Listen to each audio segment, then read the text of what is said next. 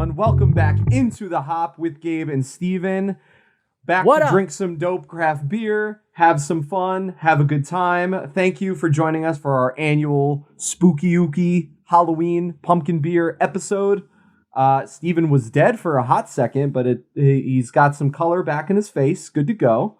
Check us out on the YouTube, people. Welcome into the Hop. This is our annual Halloween episode, and what we like to do here on the Hop, if you are new, is we like to drink pumpkin beers on Halloween. It makes sense, and Gabe and I love pumpkin beers and have very specific opinions about what makes a pumpkin beer good and what makes a pumpkin beer bad. Like you said, we like to drink pumpkin beer on Halloween. We like to drink pumpkin beer all the time. Yeah, I feel like if I always had pumpkin beer, it would be a little much. But I think that pumpkin beers have a place in the world, and I'd like to spread that love at least once a year on Halloween on this forum that we have created for people to listen to us on. So, and this year it's a special one because it's our first Halloween episode on camera. We didn't dress up for it, but we're bringing the cheer and the charm. So, you can check us out on the YouTube. Just search for the Hop, a Craft Beer Podcast. Find us. While you're at it, I would subscribe and click the bell. That's just me. That's what I would do. But either way, it's going to be a good time for you if you watch this episode as a video podcast. So I would suggest you do that.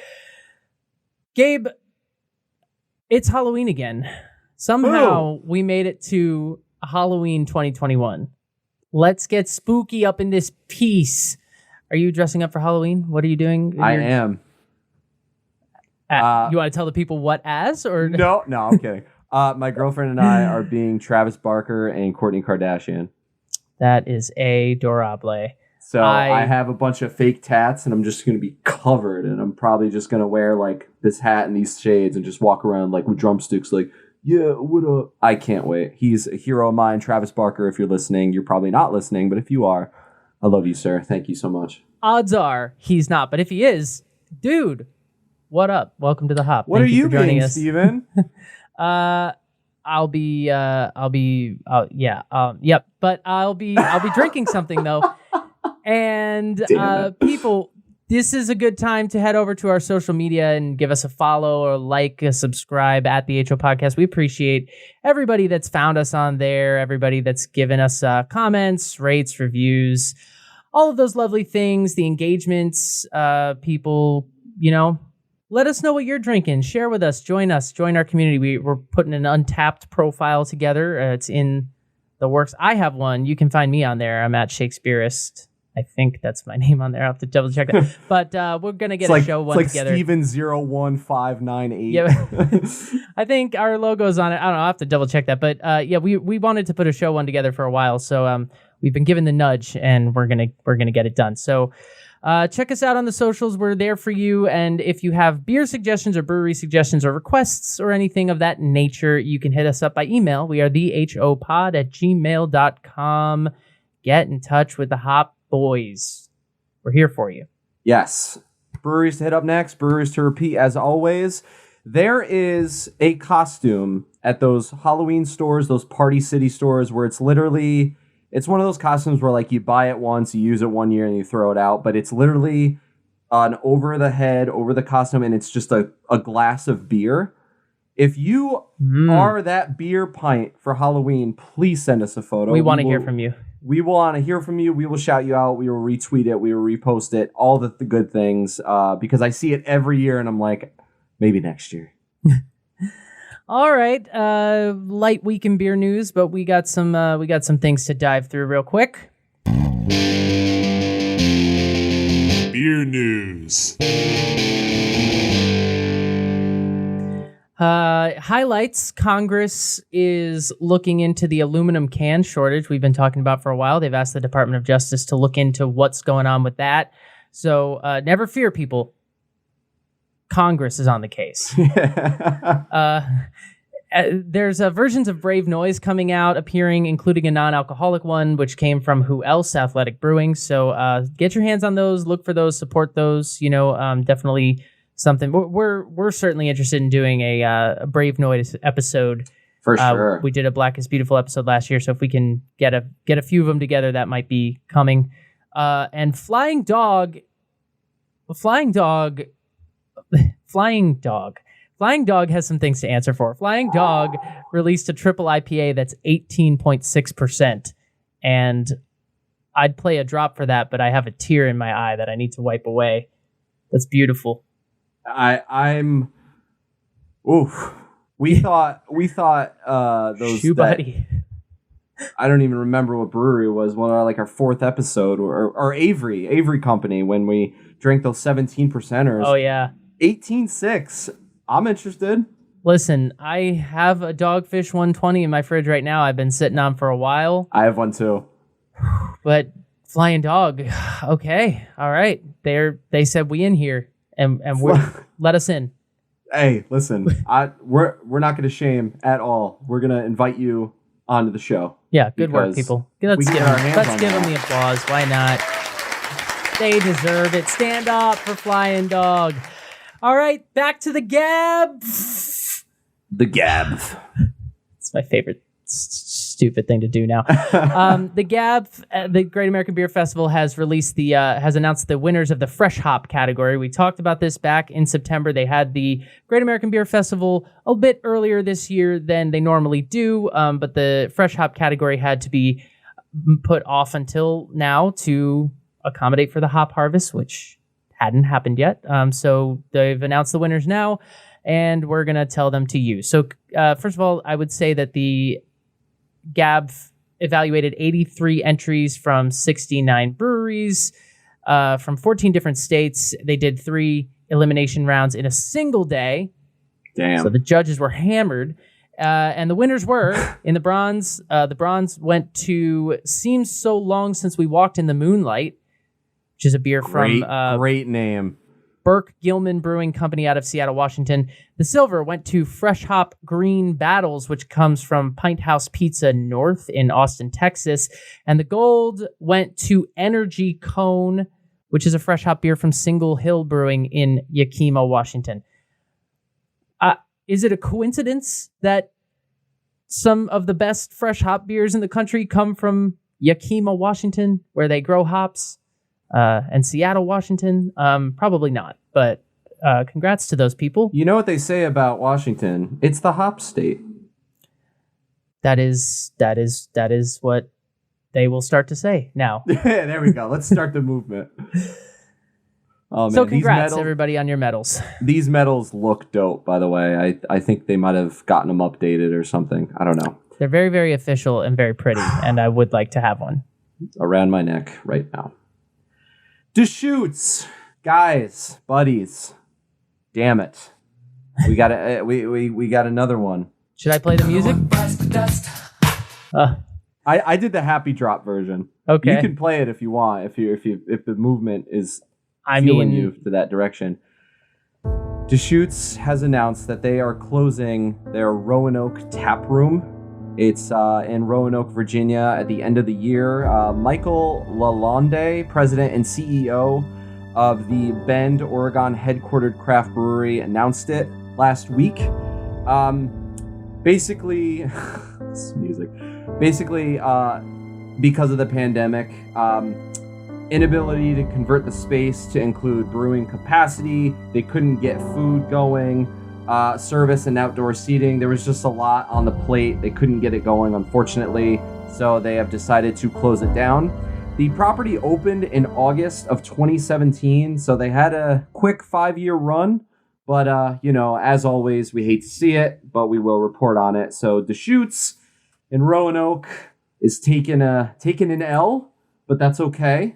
It's okay. They have plenty more places you can get Deschutes. They have a public house, and they have two public houses that they run in Bend and Portland, and they also have a tasting room at their Bend, Oregon facility. So the Roanoke tasting room is unfortunately going away. It sucks for y'all East Coasters, but you can even get them at the airport in Portland if you go there. So it does. It's never fun to report on closings, but we did attempt to find Deschutes. It was a little bit of a dead end, but Deschutes, you almost made it to the hop, and then your beers weren't in New York. You're not out of the running, but you're you gotta take a back seat now. So I mean, if we can find your beer anywhere, if someone could tell us where to find this damn beer, let us know. I can tell you, California. There you go. Okay, it's time to get spooky. We got 3 beers to do. We have a lot to cover. All right, let's get spooky. I would like to read a poem now called All Hallows by Louise Gluck. Ooh. Even now, this landscape is assembling. The hills darken. The oxen sleep in their blue yoke. The fields, having been picked clean, the sheaves bound evenly and piled at the roadside among cinquefoil as the toothed moon rises. This is the barrenness of harvest or pestilence, and the wife leaning out the window with her hand extended as in payment, and the seeds distinct, gold, calling, come here, little one. And the soul creeps out of the tree.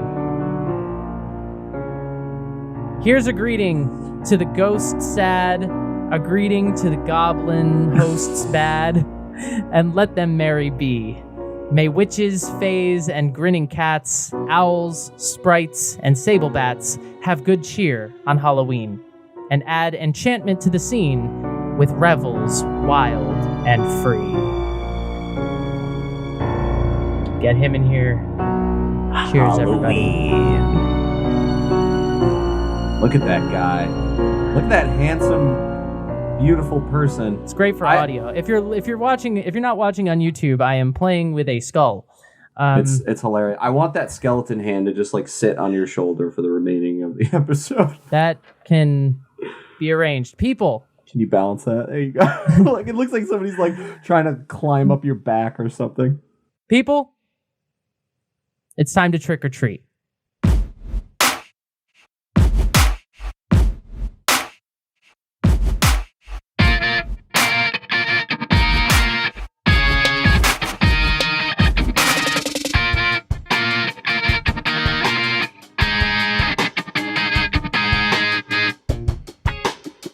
I will be kicking this party off here with Spencer Brewing and their Monkster Mash Punkin Ale. If you're not familiar with Spencer Brewing, they are out of Massachusetts, and they are a Trappist brewery in a monastery, a monastery full of Trappist monks. More later. This is the brewery behind me. If you're watching on YouTube, the bats are fake. That's not part of the brewery. It's haunted. Don't go there. But the facility itself is this nice, like you can see, it's pretty state of the art for a monastery. Yeah, it's kind cool. of interesting place. But the beer itself, it's called the Monkster Mash. As I said, it's 5.2% ABV. It is an 85 on Beer Advocate. Untapped has it at 3.63. It's described as a brew, just an ale brewed with pumpkin and spices. Pretty straightforward. No description from the brewery. It's not even listed on their website. Oh, this beer is very new. I am very familiar with Spencer Brewery. I've been to the brewery. I've had every beer that they have, and this has never been a part of their portfolio. So it's really brand new. I was shocked to find it when I did find it. Certainly shocked to find it in California, and I jumped at the opportunity to drink it on the show. So it's a low ABV beer. It's 5%, right? I think with pumpkin beers, and I said this last year, but I'll say it again. For me, it's all about balance. You want to have a beer where the malt primarily, and the hops, but primarily the malt, can stand up to the sweetness of the pumpkin, but it's not even really pumpkin. It's pumpkin pie spices that we're normally talking about, right? We're talking about clove, nutmeg, ginger, allspice, all of those kinds of things. And it can be so sweet if you don't have enough of that sort of amber ale or red ale base underneath it. What you can end up with is a very sweet beer. Some people like that. They're often referred to as a pumpkin shandy. I do not like that. Yeah, I feel like that's the direction we tend to stay away from. We want a beer that has pumpkin flavor. Yes. So this one, I tend to look at ABV first, because a beer that's like 9-10% or even 7 or 8%, I know that's going to be sturdy enough to stand up to the pumpkin. Then you get all the way to the Avery Brewing has a Rumpkin, which is like 17, which Gabe alluded to earlier. This one is 5. So it'll be interesting to see if this one is more on the sweeter side or not. Oh, yeah. On the SRM chart, it's like a gold copper color. Nice. Pretty much like just straight up golden, slight orange hue to it. It's about a 12, I would say. It's very clear. There's no haze to it at all. It poured with about an inch. It was a good kind of thick eggshell head, pretty creamy, not much retention, dissipated pretty quickly, and there's not a lot of lacing going on here at all. And I'm just going to dive into it because I don't have a description from the brewery for you. So here we go. It's that new. It's that new. Yeah, on the nose, you get a lot of those pumpkin pie spices, but I think the first thing I get is more vegetal or vegetation. It's a little bit of hop. It's definitely some like sage and rosemary. It's definitely like something earthier than spicy at first, and then behind that is all of the pumpkin pie spices: cinnamon, clove. Not much actual pumpkin, like what you think of the flavor of like your pumpkin spice latte. I don't get that a lot. I get the cinnamon and the allspice and the nutmeg and the clove. I get all that. I just don't get a lot of the actual pumpkin, which I think is a good thing. It's subtle on the nose.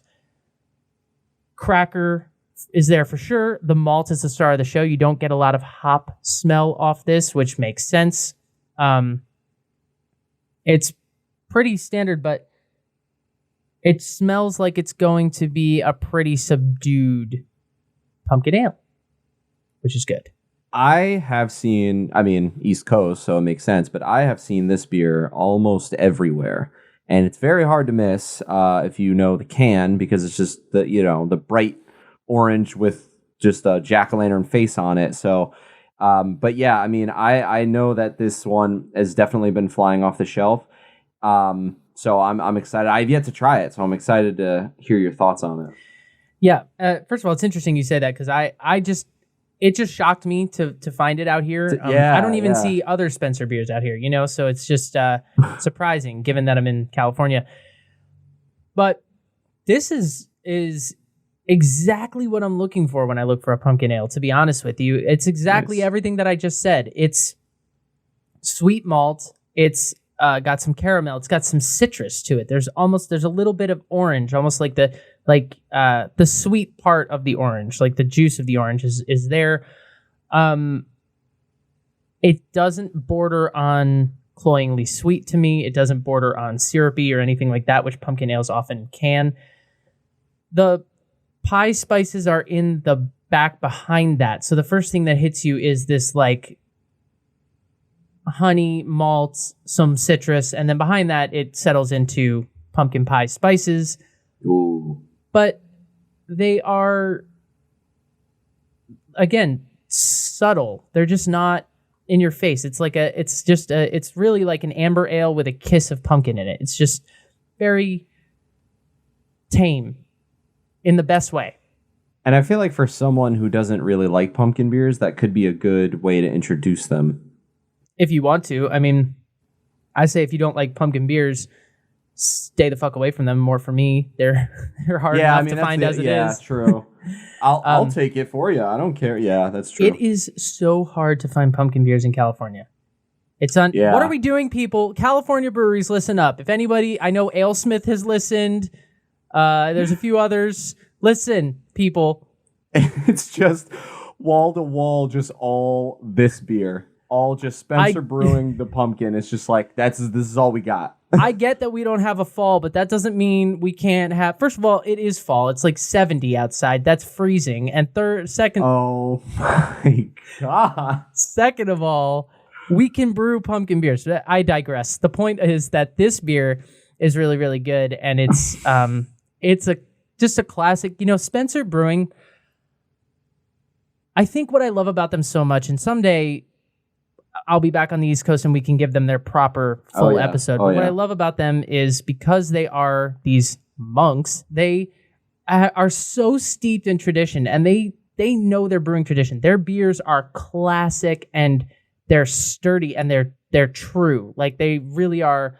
They spent years in Belgium just soaking up the Belgian traditions from these, monastic, like, brewing traditions that exist, and then they incorporated them into their operation. So this feels like a really well crafted, I would call it an amber ale with just a little bit of pumpkin added to it. The mouthfeel is like a medium body. Carbonation is not noticeable in either direction. It's pretty, just solid. It is not, I think it's flavorful without being overly cloying. I think it's somewhat crisp.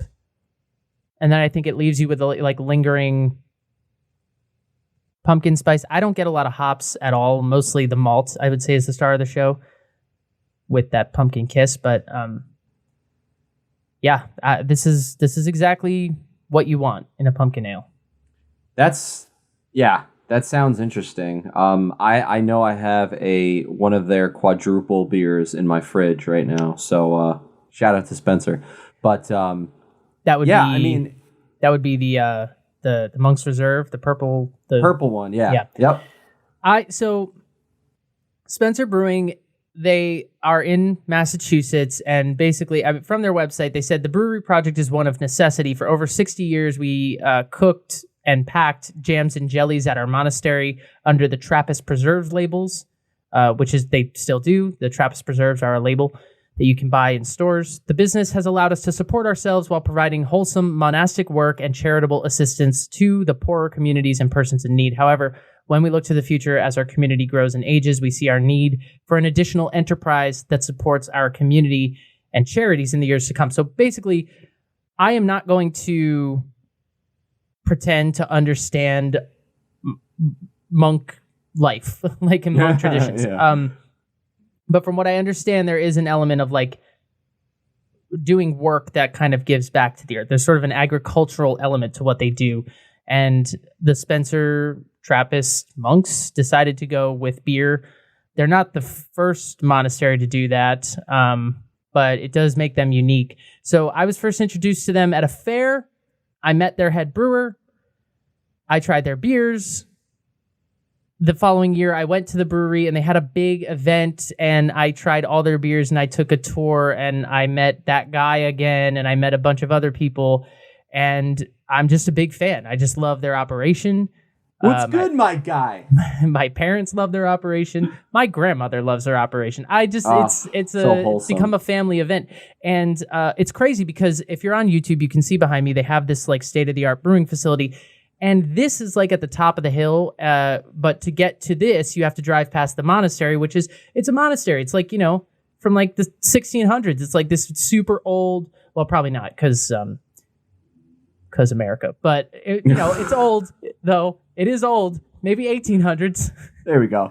And isn't Spencer Brewing Company don't they make their glasses specific so they have a little insignia at the bottom of the glass so it continues to scratch and move the beer? Yes, Spencer's the first place I ever heard of that. It's definitely a thing. If you're not familiar, somebody who makes glasses specifically designed for beer, a lot of times there will be like an etching in the bottom, sort of right at the bottom of the well of the glass here, where they called it scratching the beer, and the bubbles continue to cycle up from the bottom because of that.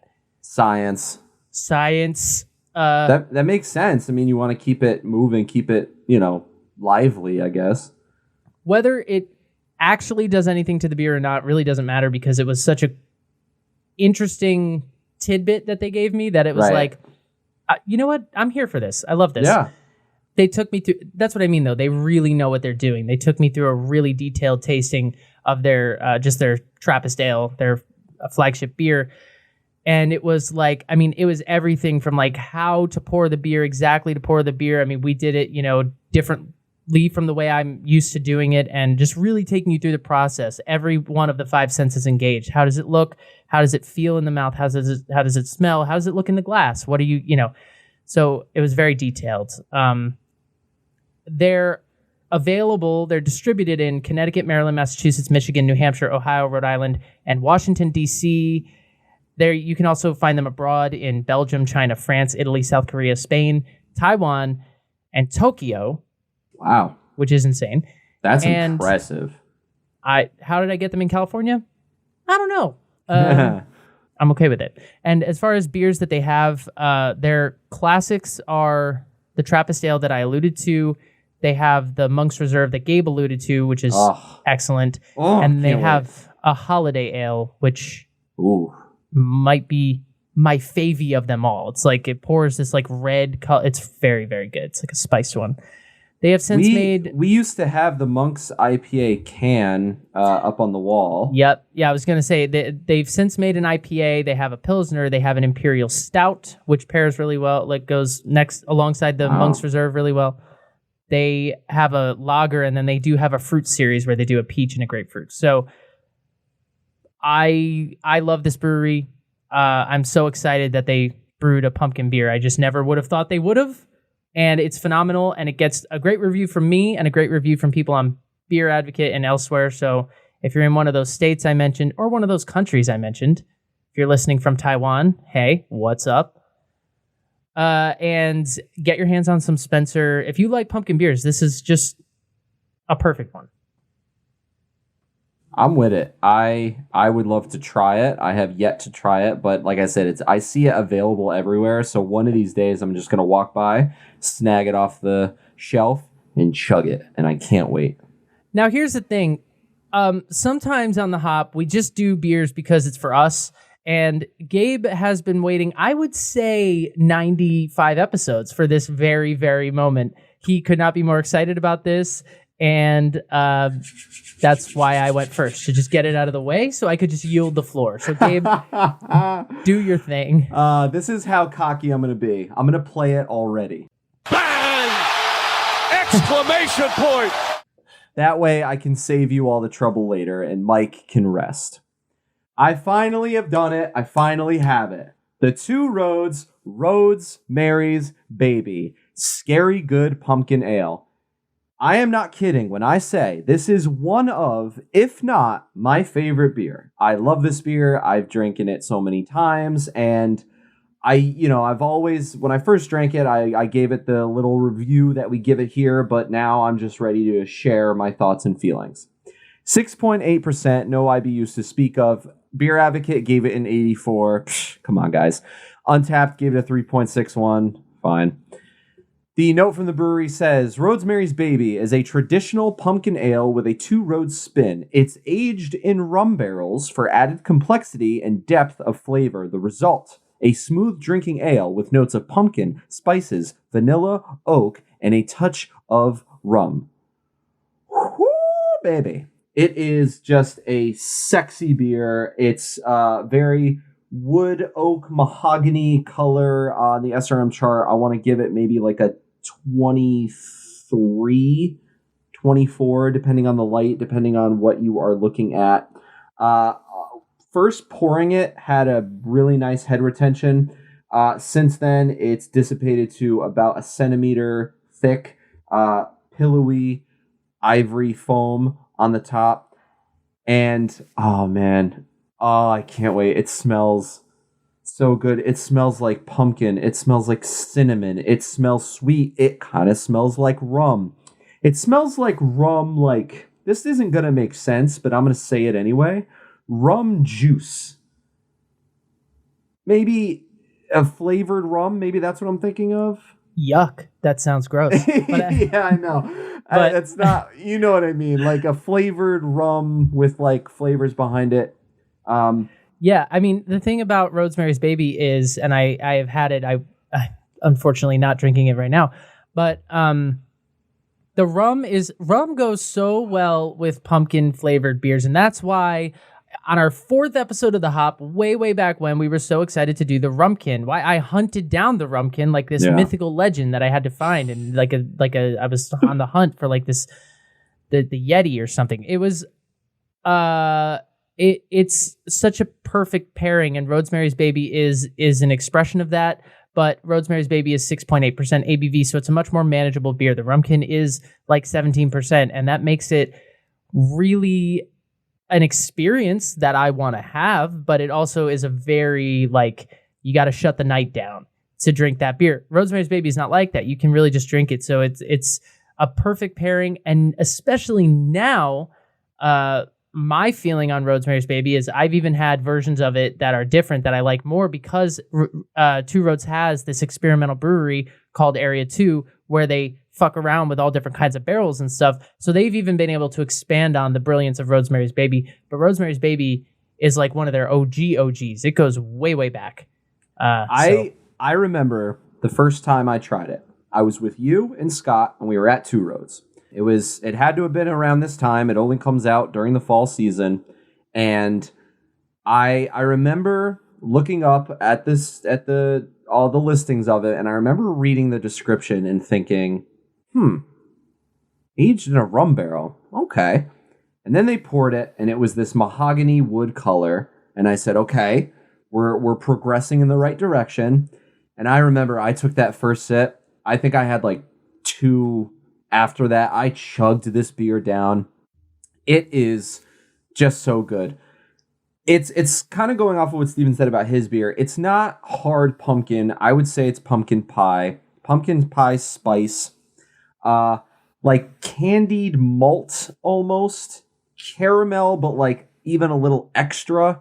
There's a lot of vanilla coming off of the smell and the taste, which there's more off the smell, but there is a little bit of vanilla in the taste.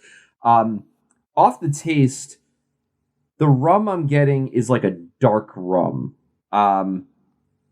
Maybe like I don't know rum well enough to really talk about different ones. I only know a few brands, but dark rum, wherever your mind goes, you got it. It has this sort of oaky, toasted flavor to it too. There's like a lot going on in this beer, and that's why I have such an appreciation for it, because it's not just like, okay, it's pumpkin and spice and that's it. It's like, oh, it's pumpkin. Oh, it's vanilla. Wait, take another sip. Wait a minute. Oh, there's something else there. Like there's so much going on. The mouthfeel is pretty carbonated, but it goes down really smoothly. And then the back end, it just has that like allspice, vanilla, cinnamon, nutmeg, juicy quality to it that rides on the back. And there's just something so fall, like it just screams fall. It screams pumpkin. It screams Halloween. It screams sweater weather. Like it's just its own beast. And I am not kidding when I say, when I see this beer, I instantly grab it. I remember I was like hanging out with friends a couple winters ago. It was like December, and I think they had kind of stopped producing or it had sold out or whatever. I saw it at a random store, grabbed a 6-pack, could not leave the store without grabbing it. Like that's how awesome it is for me. Going off of what Steven said about other iterations of it, they now have a Rosemary's Other Baby. It is a pumpkin/yam beer, a director's cut of our regular fall seasonal. It's matured 2 months longer than the original. The supernatural version is unblended for maximum rum flavor. And this is very new and very surprising, and I'm like, oh my god, I have to get my hands on this. If you love sours, they have a sour version. It's called the Rosemary Stepchild. It is the limited release of our sour version. It's a pumpkin brew aged for 18 months in rum barrels. Pleasant tartness is complementary to the pumpkin and spices that make the original version so good. They had 2-packs available they just had a pumpkin fest on Saturday the 23rd. That happened a little while ago. That was where they kind of introduced it and they sold it. It's very, very limited. It's very, very like I think if you didn't go to the festival, I think the only place you'd be able to get your hands on it is at the brewery itself. And even then, slim pickings, because it probably flew off the shelf. And that's what I'm talking about, is that kind of stuff. Like, again, I mean, Two Roads, that was area 2. There's too much to say about Two Roads. Two Roads has been on our show. We did a 2-parter of them. We did them on rounds 29 and 30. We did a taproom special with my dad, but we went to the brewery and we also did a specifically area 2 themed version of it. So we've covered, and that was cool because while we were recording, we were there. Like it wasn't. It was before the video aspect, but the taproom special, I think that was like the first time where we were like, we're in the space, like it's so real, you know? Yeah, we had a conversation with one of the employees there, but I mean, the thing is that they have this experimental brewery. Go listen to round 30 and learn about it. But they have so many feeders, foeders. They have so many of those. They have so many barrels. They have so many different kinds of barrels. They have a cool ship. They have all this stuff. They're doing all this souring. So it allows them to take beers like the Rosemary's Baby, which are already amazing, and improve upon them. The only shitty thing about that is it makes the original one sometimes not as good. They have a cherry quad, which is fantastic, but I had a bourbon barrel aged version of that cherry quad, and that was so good. Do we need a moment of silence? Like that made me want to cry. So now the regular cherry quad kind of sucks, and I can't find it doesn't suck, but I can't find the bourbon barrel one anymore. Yeah, so we're not going to go into Two Roads because we have, but we encourage so many times before. They don't have the Rosemary's Other or the Stepchild on their website currently, last time I checked, but they do have the Rosemary's Baby. And if you look it up, you can find those other variations of it. I suggest getting your hands on it. 'Tis the mother effing season. Get your hands on this beer. It is so good. I can't talk about it enough. It is one of, if not my favorite beer. And it only took 96 episodes to get it on the show. And now another beer has to follow that. Oh, man. Best of luck, Dogfish Head. But we're going to dive into another beer right now, unless you have any final thoughts. But I think that we covered these pretty well. And I just don't know what else I can say. Go get this beer, and if you don't like it, you're dead to me. Rum is a great compliment to the pumpkin, and again, this goes to what I was saying before about it not being. We're not shandy people. I could name at least one brewery. I think is Shipyard the one? Well, Sam Adams did it. Sam Adams did a pumpkin shandy, doesn't Shipyard have a shandy? They might. They definitely have a pumpkin beer. It might be a shandy. It's not that those beers are bad. They're just not my taste. But I think when a lot of people think of pumpkin beer, they think of those. Yeah. And if that is your thing, cool. But if you're somebody who looks down on pumpkin beer because you think of that, what we're trying to do is express our love for pumpkin beer in a different kind of way. We're trying to give you some options. Find one that is more malt-based. Find one that has rum in it. Go with one of these, and or just find this one, or just come to Connecticut and get the Rosemary's Baby. I think we have one more of those. I think this next one is one that pretty much everyone can get, and that we can both agree is, the gold standard for just solid, right down the middle, does the job pumpkin ales. So let's dive into that one. So I mentioned it's Dogfish Head. You probably know where we're going. Yep. It's the Dogfish Head. Look at this sexy man. Punkin Ale. It's described as a full-bodied brown ale with smooth hints of pumpkin, brown sugar, and spice. Now, this to me is like the quintessential of what I'm talking about, right? I love Spencer's because it's new. I would describe Spencer's as an amber ale, personally, based on having drank it. So I think this is interesting because the brewery describes it as a brown ale, although we'll get to that. But the point is that it's just a beer that I think of as like, it's classic. Everyone can get their hands on Dogfish Head Punkin pretty much. And it comes out for a limited release every single year. And it's a beer with pumpkin. The pumpkin is an accent. It's not the star. It's exactly what we're talking about. So it's 7% ABV. IBUs are at... It's described as being made with pumpkin meat, which always rings my ear wrong. Yeah. But it's made with real pumpkin, so that's that. I have to admit, I've never had this before, to be completely honest. Really? Yeah.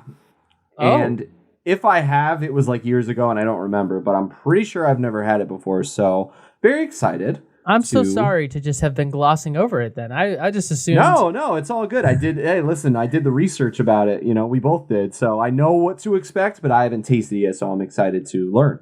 The IBUs are at 28. The Beer Advocate has it at 88, Untapped at 3.75.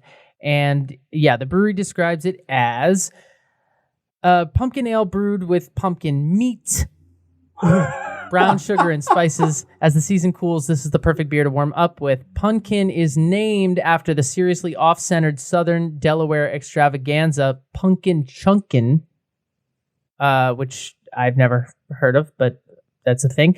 And Punkin Ale has made its debut as it claimed first prize in 94 at the Punkin Chunkin recipe contest. So this beer, that's what I mean. This beer has been around since 1994. It is like a stalwart. Like, this is the pumpkin beer. This is the gold standard. This is the granddaddy of them all.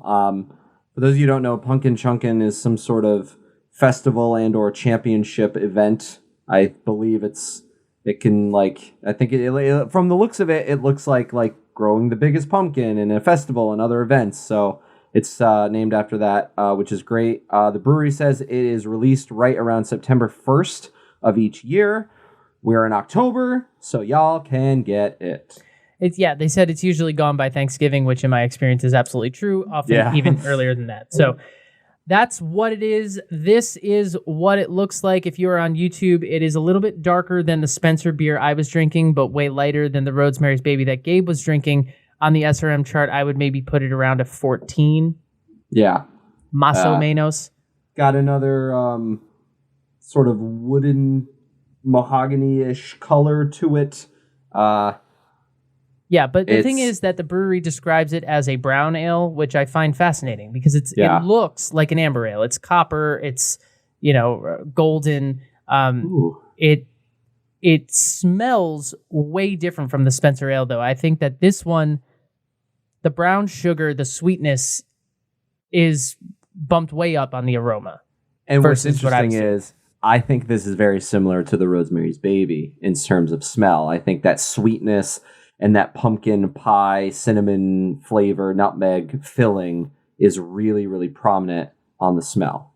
Just without the oak. Without the rum. And and the oak, Yeah, this one, the spices are more prominent than... I think that the Spencer Monkster Mash started as an amber ale. Like, the first thing you smelled when you put your nose in it was like, oh, that's malt. And then the pumpkin was behind it. This, you're like, that's not your normal beer smell. You smell the brown sugar. You smell all of the cinnamon, caramel, almost toffee.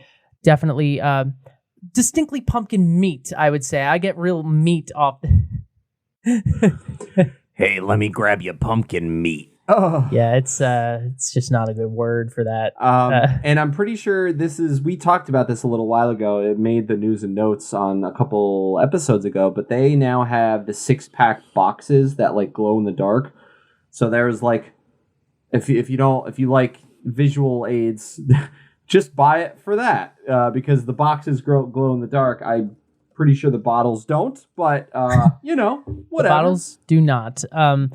But yeah, pumpkin pie spices lead the charge on the aroma. I think that I almost lose the malt, honestly. I don't get a lot of like cracker or bread on this nose. What I get is more nutmeg, allspice. I'm getting a lot of brown sugar. And sugar. Yeah, for sure. Are we about to drink a cake?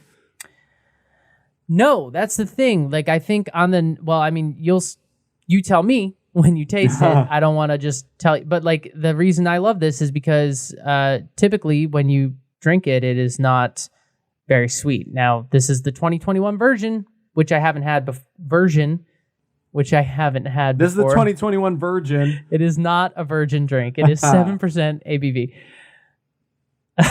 All right, I'm going to drink this beer now. Here we go. Cheers. Cheers. Pumpkin. Yeah, okay. Good morning. I like it. Brown ale for sure. brown ale for sure. I think brown sugar for sure. And again, cinnamon, nutmeg, allspice, clove, pumpkin pie. I mean, that's all there. But that is kind of in the background for me. I mean, right off the bat, I'm getting classic notes of like specific brown ale and brown sugar, a little bit of creamy, like not vanilla, but like vanilla bean. Like if you took one of those stems and just threw it in here. I'm getting a lot of pie, a lot of sweetness, I am getting a little bit of pie crust, but again, it's in the back, it's hidden. You have to search for it. Mouthfeel is pretty solid. Carbonation is pretty normal, pretty medium. Back end is pumpkin pie for me. This is great. Yeah. So here's the thing about this. It's funny because I led up to it with all this, like, it's not going to be very sweet. It's not going to be very pumpkin. It's like an amber, but like I just drank the Spencer one, which is like definitely not a very pumpkin-y beer. So like this one feels way more pumpkin-y to me, which I like. I like that. But if you don't like that, you will not like this. The predominant flavor here is not malt. It is not hops. It is not honey. It is not bread. It is pumpkin, pie, spices. And it's cinnamon, it's burnt sugar, brown sugar, yes, allspice, nutmeg, ginger. I like all this stuff, but it's definitely, at least the 2021 version is a pumpkin ale that does not shy away from being a pumpkin ale. That doesn't make it a shandy. I'm not saying it's cloyingly sweet or anything, but I'm saying that those are the predominant flavors you get on this. The sweetness is there. It's not hidden. And it's not just sweetness, it's also a bitterness. There's a that's why I say burnt sugar, because there's almost something like, metallic isn't the right word, but there's almost something like on the first sip, there's something that's a little like, that was a little different or unpleasant, and it lingers. I mean, the flavor, like on the back end, you said it's pumpkin pie, like it's like lingering like brown sugar in like a, like it's definitely there, and it's like like you need to get it out of your teeth. It's more just like a copper thing on the back of my palate. Okay. Again, I am not complaining about that because I like that. I just want to be honest about it for the listeners who don't like pumpkin ales. Like, this may not be for you. If you don't like pumpkin flavor, this one doesn't shy away from the pumpkin flavor, which I think is to its benefit. I don't think it should shy away from the pumpkin flavor, because literally, why else would they brew it? You know what I mean? But in terms of sweetness, I think it takes a back seat against the Rosemary's Baby. I think the Rosemary's Baby is a little bit sweeter. So going off of that, just for like, if I describe the Rosemary's Baby and you're like, definitely not for me. Not saying that this one is 100% for you, but maybe go to the brewery and get a little tasting. They'll give you the mini glasses and you can try a little bit of it. Everyone should at least try it, because it's a different experience, a different taste, maybe you're not used to it. So, and I think thinking of it as a brown ale does help, because that's the other thing. You're looking at it and you're going, oh, it's an amber ale. And the brewery doesn't describe it that way. And despite what it looks like, it does drink more like a brown ale. That's kind of what I'm talking about. It's more like roasted. There's a roasted quality to this. There is, for sure. Which is jarring when you're drinking this. There's a brewery in Connecticut that Gabe and I like called Stony Creek, and they have a beer that is it's called their Stony Joe, and it's a golden Mocha Stout. It is a beer that looks like a Pilsner. Like, it is golden. But the flavor of it is like Guinness. Like, I mean, it's dark. It's a dark coffee beer. I don't know how they do that. And it really trips you out. And that's kind of the experience of drinking this. If you think of it in that brown ale terms, it's like you drink it and you're like, if my eyes were closed, this should be a brown ale with pumpkin, but it looks golden, so it just throws you off at first. It throws me off anyway. All right. Real quick, we're running out of time. Dogfish Head, their motto: we make off-centered ales for off-centered people. Founded in coastal Delaware, 95. They are continuing to do things their own way. They do not really play by the script. They kind of are off the beaten path. They say we march to the beat of our own drum. Damn straight. They teamed up with Boston Beer Company to expand their business while also maintaining their goals and their forward thinking. At one point, they were noted as the smallest commercial brewery in the United States. And although they are bigger in size, they haven't lost that forward thinking. As of right now, they have a brewery, a distillery, tasting room, 2 restaurants, and a hotel. They have an inn. And I think we've talked about this before. Correct me if I'm wrong, but I'm pretty sure this came up in another episode, Dogfish Head. Probably, yeah. I'm sure Maybe they came up in the notes or maybe they come up all the time. Yeah, but they have an inn, so if you get too drunk, you can stay overnight. They, Dogfish Head, like Gabe said, we're running out of time. We don't have time to go into all that they have to offer or anything like that. Dogfish Head is amazing. One day we'll do a full episode on them. Yes. If you want to know, what Dogfish Head's about, the Punkin Head is a great one. The 120 IPA is insane and a great one if you can get it. But they're 60-minute, they're 90-minute. Those are great, like go-tos. Like I call them, just everyday beers. And then the Sea Quench, their thirst quencher sour, so good. And then, what I really want to talk about is what they did recently, which is new, which is their Utopias barrel-aged worldwide stout, which is insane. They have a beer called the Worldwide Stout. They blended it with Sam Adams Utopias, which is one of the most infamous beers that exists in this country. It's a Sam Adams Utopias, like that's the 25% beer. They blended them, they aged them. The result is a jet black, rich and roasty beer with balanced notes of espresso, cocoa, sherry, and vanilla that clocks in at 17.3% ABV. Michael J. Breen. I don't know.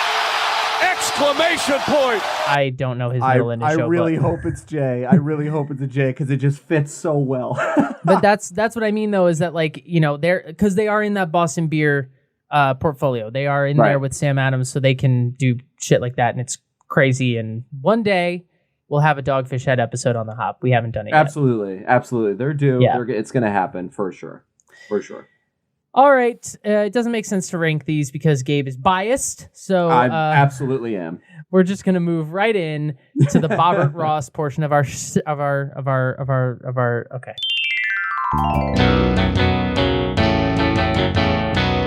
Can Art and Crafts. We're going to go in order. Steven has a can that is for Spencer. It is literally just an orange can with a jack-o'-lantern face, and he has the skull as well. You guys already know what score I'm going to give, so we're going to move on. The Rosemary's Baby. You already know what score I'm going to give. It is a orange and black can with a little bit of lime green in the corners. It is a baby stroller in the shape of a pumpkin with a creepy smile, and in big bold letters it says Rosemary's Baby. Eye-catching artwork, eye-catching colors. You cannot mistake this beer. If it's standing next to any other beer, you know what it is. You know what score I'm going to give it. Then we've got the Punkin Head. Punkin.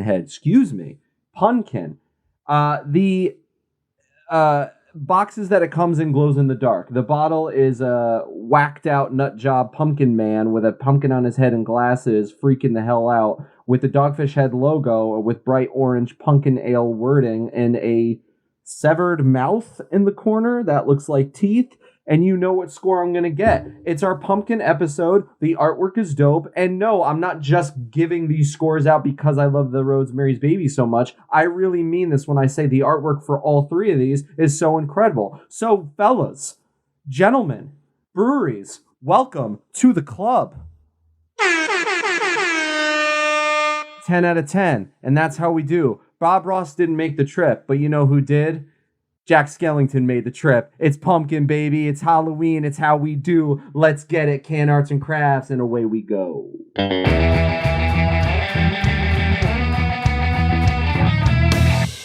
Pumpkin has a place in the beer world. That's our message. That's what we're here to tell you. If you haven't learned that today, you haven't been listening hard enough. Damn straight. And that's that. We have one last thing to do before we head out on our trick-or-treating adventure.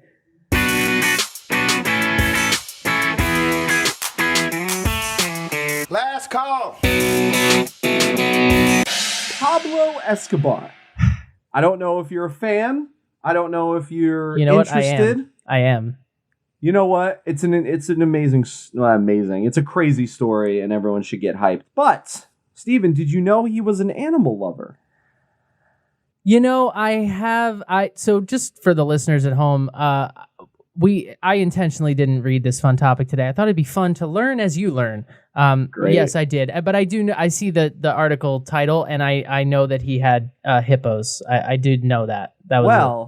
He had an entire zoo, apparently, filled with elephants, antelopes, exotic birds, ostriches, and hippos. And apparently, when he passed on in 93, no one was left to look after the animals. So sad. Well, the hippos are apparently running wild, and they are now being recognized as, wait for it, people. This is a real thing. This is absolutely real. On October 15th, the District Court of the Southern District of Ohio recognized the cocaine hippos as legal persons in the United States. And that is an direct quote from this article. Let's talk about it. All right. So to be clear, I don't even know where to start. So why exactly did he have these hippos? I mean, did he just like them, or was he using them to somehow like smuggle? That's what I think. So in both of the articles that contain all of this information, they never say like he used hippos to move drugs, but they keep calling them cocaine hippos. So part of me is like, I don't know. It's either A, he's just an animal lover and just wanted a zoo in his house. Honestly makes sense. Or B, he's like, here, shove them in like the back tooth and send the hippos off to this country to get the drugs over there. I don't really know. I don't really care. I think it's hilarious. Basically, when he passed on, as I mentioned, they didn't take over the animals. The hippos were running wild. And now apparently they're mating so much that there's just all these hippos running around. And the U.S. doesn't want Colombia, because it's like a problem in Colombia right now. So they don't want Colombia to kill them off. So they recognized all of these hippos as United States people. So this is an animal rights story. Is that what you're saying to me? That this is basically pretty much. Some U.S. court has determined. Listen, I have friends that are from other countries that can't get the U.S. government to recognize them as people, and these hippos are U.S. citizens. And these hippos did it. So I don't know why they're giving them priority. I understand we don't want to kill them off, obviously, but it was the Animal Legal Defense Fund, ALDF. They filed an application on behalf of the plaintiffs in a Colombian lawsuit against the country's government. The plaintiffs being the hippos. Pretty much, yeah. I mean, you got to read these articles. Just Google cocaine hippos, and it's one of the first things that come up. Just the way they talk about it and the way they mention, like, all animals have rights and they shouldn't be killed. It's like, well, yes, but just the fact that it's Pablo Escobar's hippos. Who owns a hippo? How rich do you have to be to go, you know what I want to buy? How do you put down a hippo? Is that too dark for us to... That's a big fucking thing. Like, I guess it could be done, but... Dark tranquilizer, one of those things that just puts it to sleep? I have no idea. It's impressive. But it's confusing because they do keep calling them cocaine hippos. I have heard that Pablo Escobar had hippos. I'm mildly obsessed with Pablo Escobar. Not a good dude. Yeah. But him and El Chapo, I'm also a little bit obsessed with that. Like some of these people that are like, it's like real life, like it's like the story. It's like how, oh my God, they did what? Like, I feel like that's kind of the aspect of it. It's just this infamous thing that's like El Chapo was on trial in New York like a year and a half ago. They had to he was held in Brooklyn, and my understanding of it was they had to, in order to get him over the bridge, they had to put him inside basically a coffin and like in chains and handcuffs in the middle of an armored vehicle with guards. So he had to be in this like coffin thing in the truck, in the vehicle with like thick walls with guards, shut down the bridge, choppers accompanying them, and a like motorcade in front and behind. Like that's how afraid they are that this dude is gonna get sprung while they travel him from Brooklyn to Manhattan to like go through his. It's insane. It's like a real life like true crime. It's nuts. I digress. The point is the hippos, and the hippos are apparently fucking like rabbits out here. Apparently, they're mating like crazy. They're expanding, and it's like Columbia's, I guess, is sitting there, and they're like, "Yo, we got a hippo problem." And I'm like, "Okay, do you though? Like, just throw them in the water. Like, that's where they live anyway." But according to U.S. law, throw a hippo anywhere, Gabe. Obviously, yeah, you can't throw them. They're too fat. Just I'm gonna flip say them it. into the water. According to U.S. law, an interested person in a foreign litigation can request permission from a federal court to take depositions. According to ALDF's view, the hippos counted as interested persons. And one of the best parts of the article is like the first sentence that says, "Does this mean the hippos now have to pay U.S. taxes?" You know what? I'm all for it. I think don't kill animals, and No. And if hippos are mean and generally scare me. I certainly wouldn't want to be anywhere near one. But would you rather be stuck in a cage with an alligator or a hippo? You know what? I think I'm going to say alligator. Yeah, lion or hippo. Ooh, good. That one's tough. Because I'm still lion. I am how still. How big's the cage?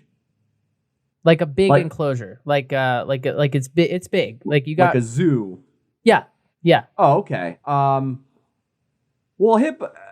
I don't know, because lion, they see you, you're dinner. That's it. Hippo, like. Are you though? Like, they're cats. I know cats. I have cats. We could. Yeah, but we could work it out. I'll pet them. Yeah. Okay. You try that. You let me know how that goes. Hippos are mean, and I've seen when how hippos get in the water, just stay out of the water. Like that's hippos. Lions. Oh. That argument would work if we were talking about a shark. Hippos are also land creatures, and they run. That's true. Yeah. Now let me ask you this, because I know you. Let me ask you this. Oh, I know where this is going already. Hippo or pigeon? Oh, pigeon. I'll take the pigeon. I thought you were going to say ostrich, and I was going to go hippo. Hippo or ostrich? You would go hippo? I would go hippo because just kill me now. Yeah. Ooh. That don't even. We're going to go. The point is, go find the hippo and don't kill it. Don't kill it, but yeah, hippos. Netflix. I think there's a series here, and I think Hippo King is the next big thing. You're welcome, by the way. Patented. Hippo I'm owed King. money. I'm owed money. On the hop. All right, we have to go. We have to go trick or treating. We have to go put our costumes on and get out there. So, people, pumpkin beer is a thing, and you should enjoy it while it's here because it doesn't last long. Before you know it, we'll be into the Christmas season, and we'll be drinking winter warmers again. So get some pumpkin beer while you can. If you are going out, if you are celebrating, if you are doing anything, be safe. Don't be an idiot. Have fun. Drink beer. Get silly. Dress up. Post pictures. But be safe. It's still the world out there, despite the holiday. And I know this won't matter a couple hours after the episode drops, but if you'll indulge me for a second. Oh, that's right. Green Bay. I know we're probably going to lose, but just go Pack Go. Get out the cheeseheads. Listen, this team is 7-0. They're due for a loss. And why not you? If we beat them, we have the same record, right? I think the math checks out on that. So yeah, we just can do it, wear those dope throwback jerseys again, and you guys got it. I need all your Packer energy this week, people. Okay, we have to go. Thank you, everybody. Peace out, everybody. Have a good week. Happy Halloween. See you in November. Beer.